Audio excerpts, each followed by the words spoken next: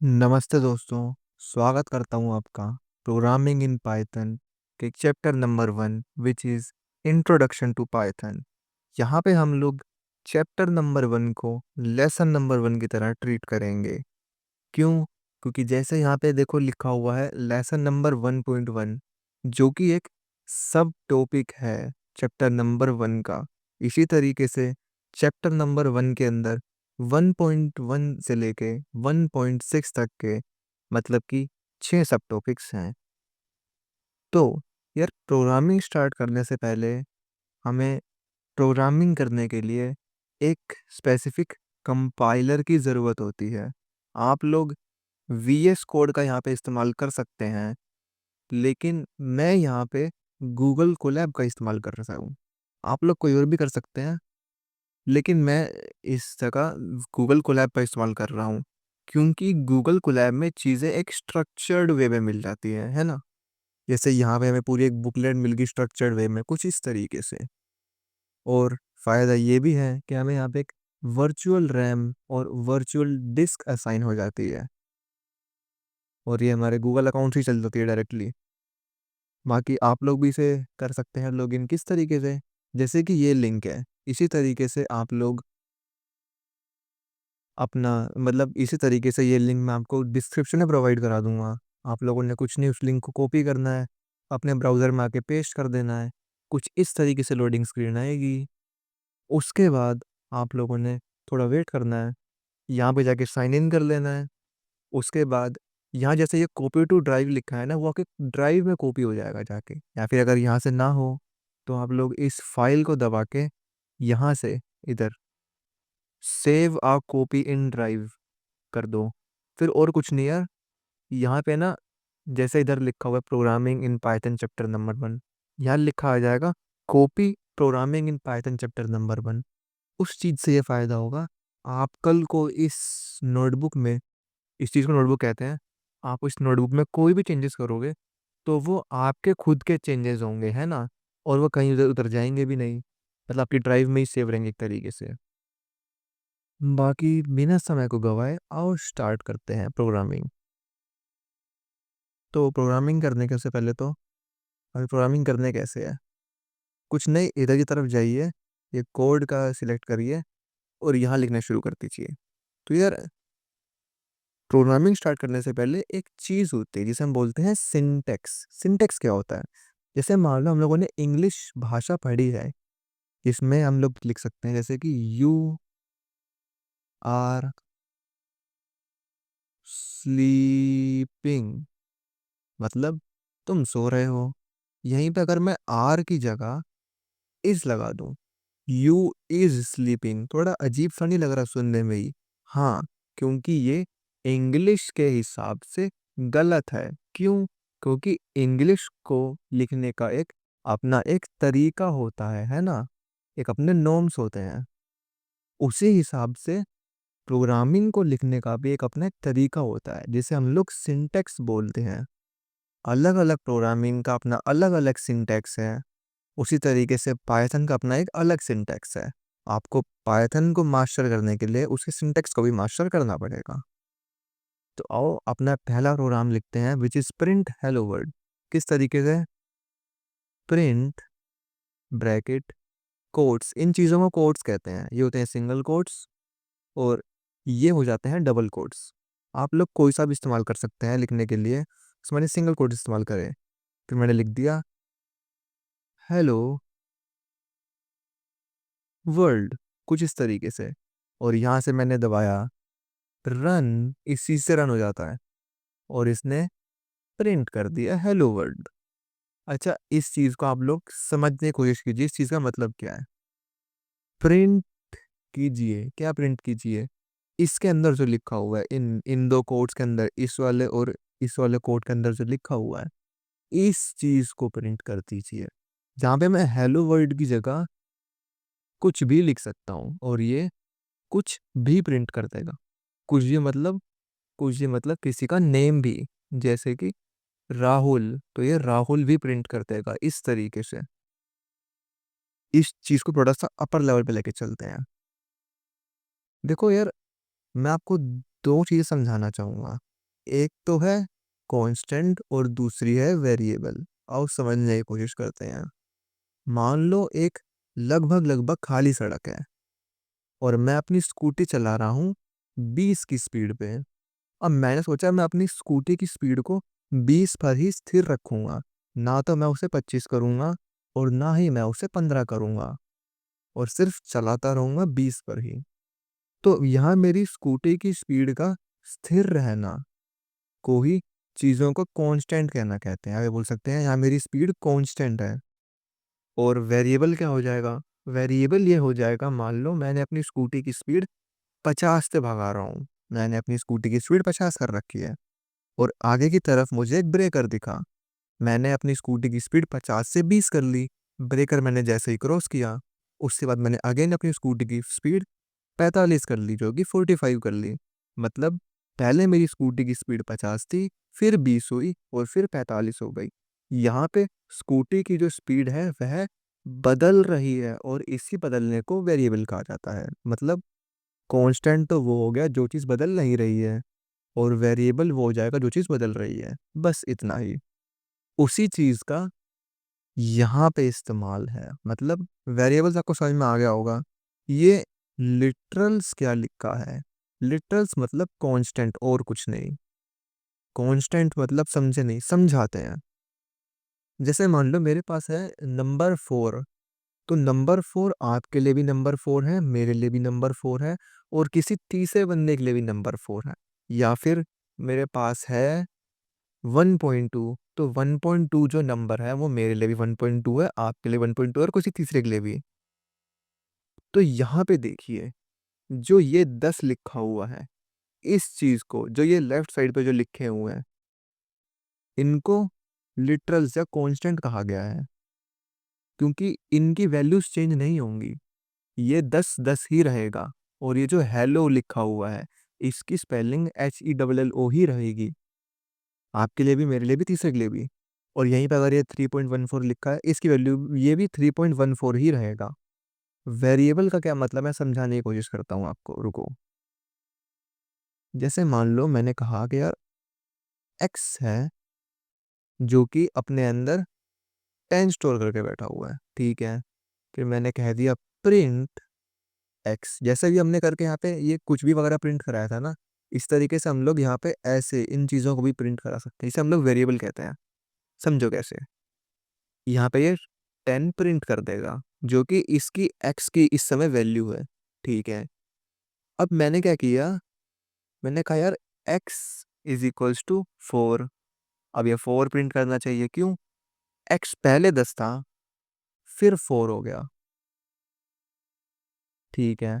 और अगेन मैंने x की वैल्यू अगेन 10 कर दी, तो ये अगेन प्रिंट होएगा 10।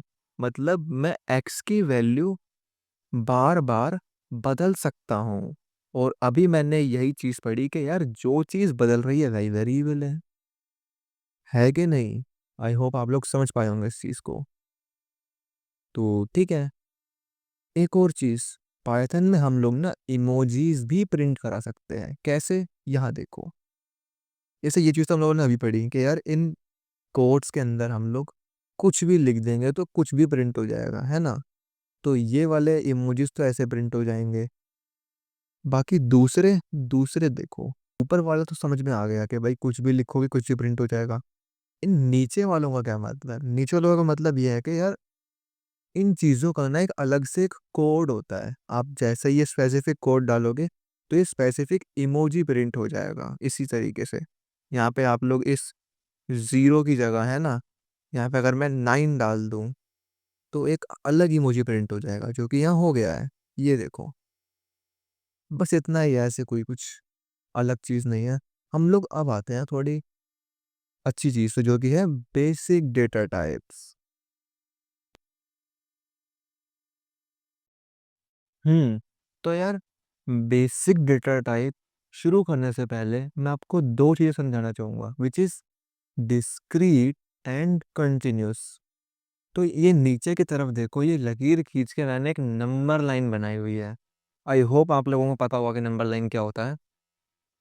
यहाँ पे 0, और ये आगे की तरफ पॉजिटिव नंबर्स, पीछे की तरफ नेगेटिव नंबर्स।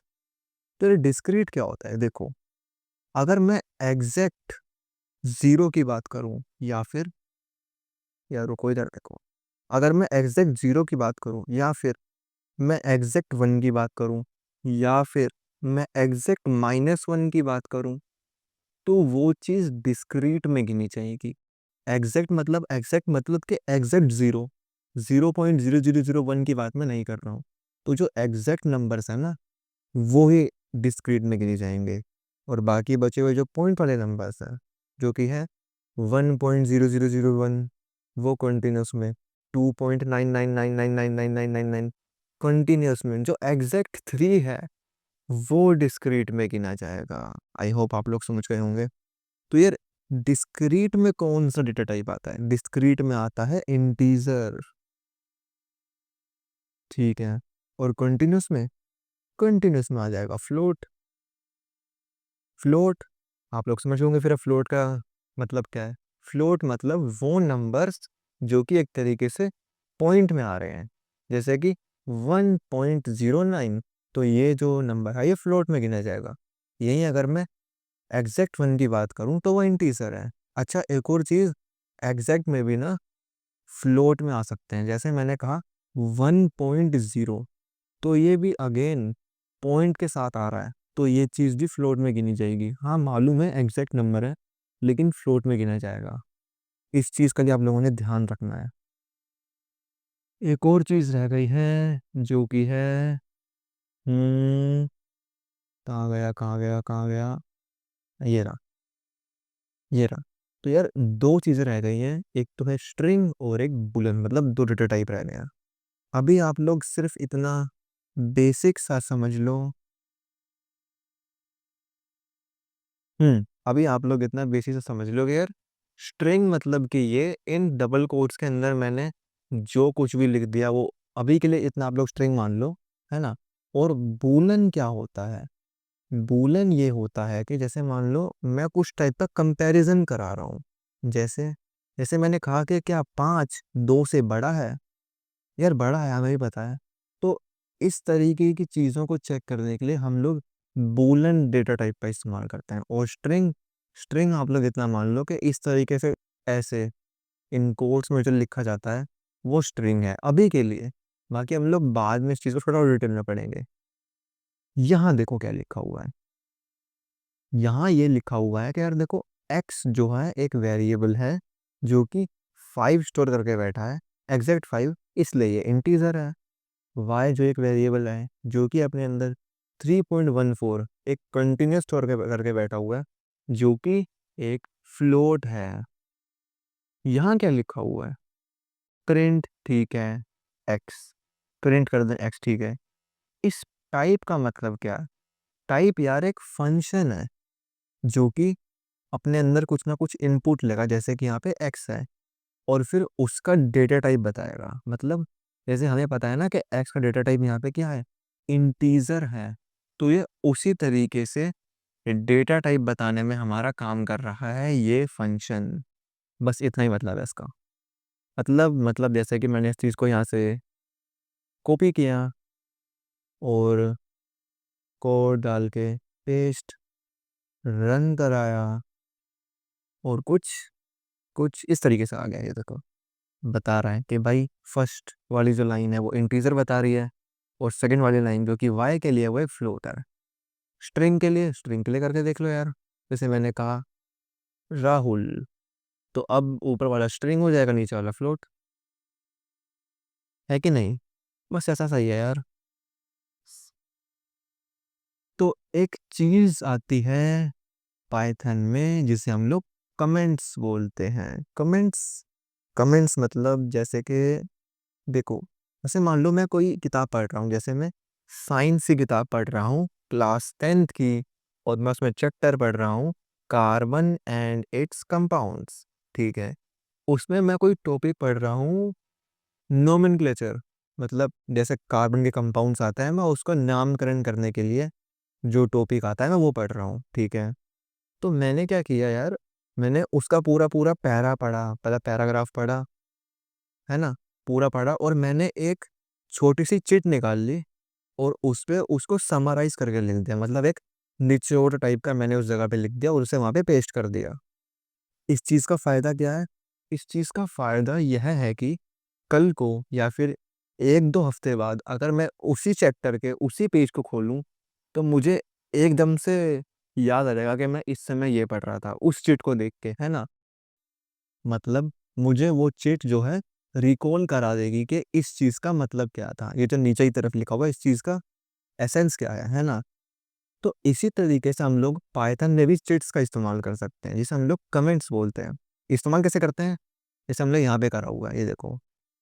हमें पता है कि ये जो प्रिंट स्टेटमेंट है ये बता रहा है कि यार ये ना टाइप बता रहा है ऊपर दिए हुए वेरिएबल एक्स का, यही मैंने यहाँ लिख दिया कि यार इसका जो आउटपुट आएगा ना वो ये आएगा, जो कि यहाँ पे आ भी रखा है ना। मतलब इसके लिए नहीं आ रखा, हम्म, इसके लिए आ रखा है, हाँ। तो ये आउटपुट जो है इसके लिए लिखा हुआ है कि type x which is integer बता रहा है कि इसका आउटपुट ये आ जाएगा और नीचे वाले का आउटपुट ये आ जाएगा। हम एक और चीज़ भी लिख सकते हैं कि नीचे दिया हुआ प्रिंट ऊपर दिए हुए y एंड x का डेटा टाइप बता रहा है, इस तरीके से, है ना।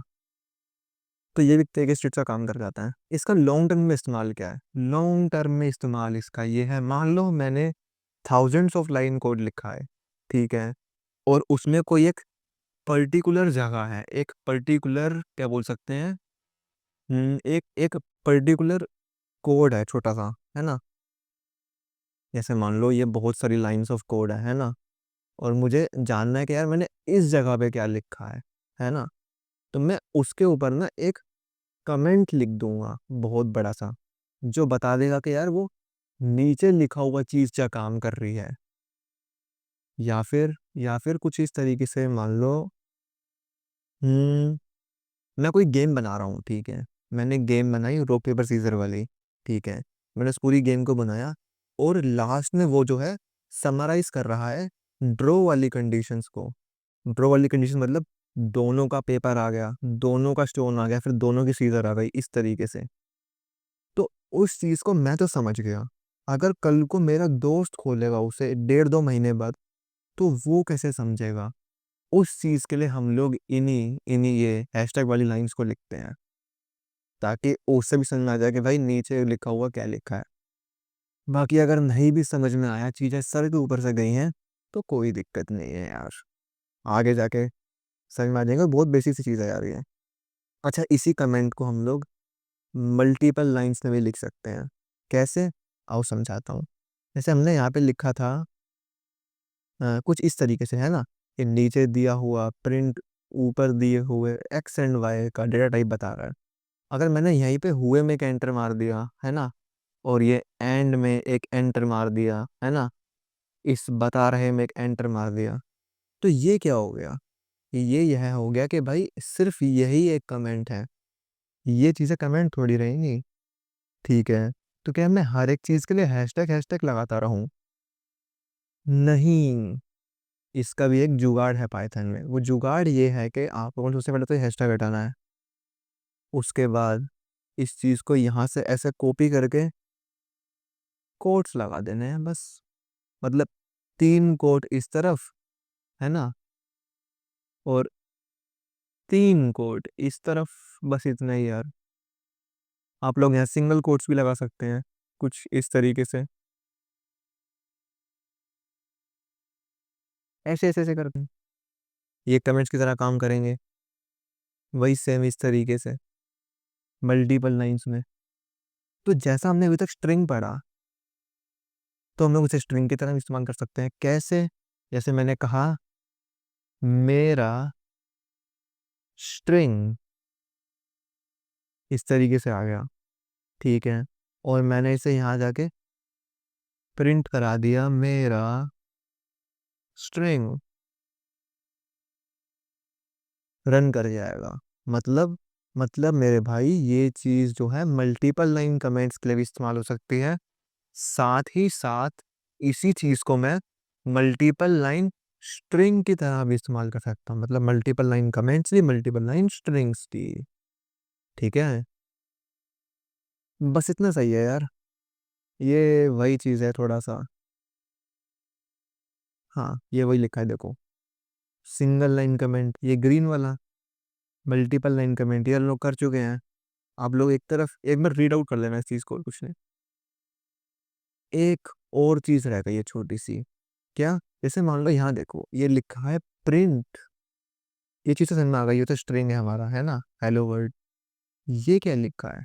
यार हम लोग ना प्रिंट में एक साथ तीन चार चीज़ें कर सकते हैं। मतलब यहाँ मैंने स्ट्रिंग लिख दिया, ठीक है।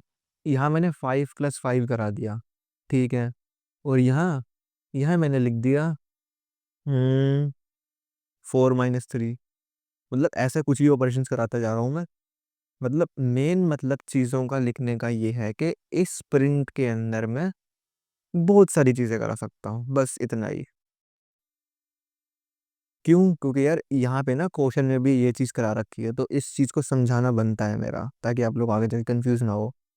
एक छोटी सी चीज़ और रह गई है, उसे और समझा देते हैं, फिर ये वीडियो एंड करते हैं। और क्या?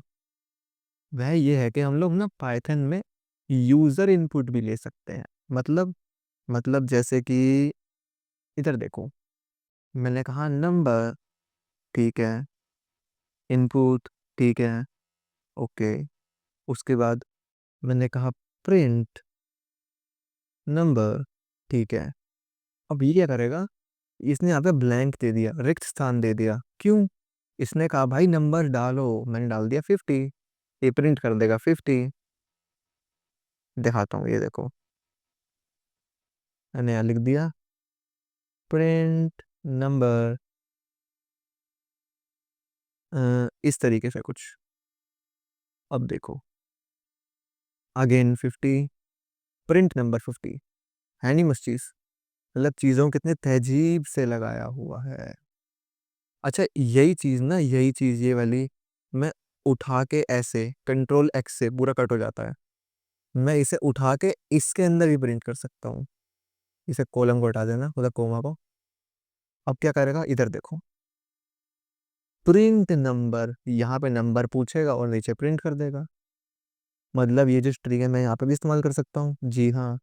इधर प्रिंट में भी इस्तेमाल कर सकता हूँ, जी हाँ।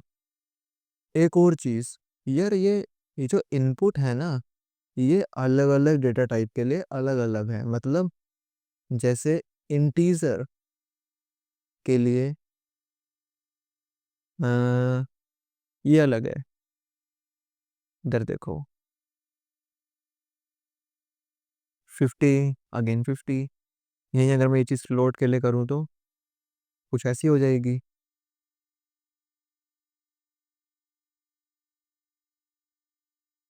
50, ठीक है। अब इसमें आएगा 50.0, ध्यान से देखो। क्यों? क्योंकि यार फ्लोट अपने उसको इनपुट को फ्लोट में ही देगा ना, क्योंकि ये भी तो एक फंक्शन ही है ना।